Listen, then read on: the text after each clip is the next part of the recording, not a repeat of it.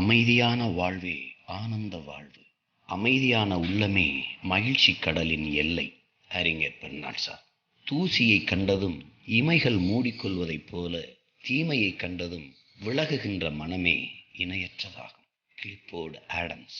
எதிர்பார்ப்பே இல்லாவிட்டால் ஏமாற்றத்திற்கு அவசியமில்லை. அகிலன். தன்னம்பிக்கை இல்லாதவன் வாழ்க்கை காலால் நடப்பதற்கு பதிலாக தலையால் நடப்பதை போன்றது. எமர்சன். உங்கள் கூடாரங்கள் பிரிந்திருக்கட்டும், ஆனால் உங்கள் இதயங்கள் சேர்ந்திருக்கட்டும். கலீல் ஜிப்ரான். எழுத்து கலைஞன் சென்ற காலத்தின் வாரிசு, வருங்காலத்தின் வழிகாட்டி. நல்ல இலக்கியம் மனித நேர்மையையும் சிறந்த தீர்க்க தரிசனத்தையும் கொண்டதாகும். தோழர் ஜீவானந்தம்.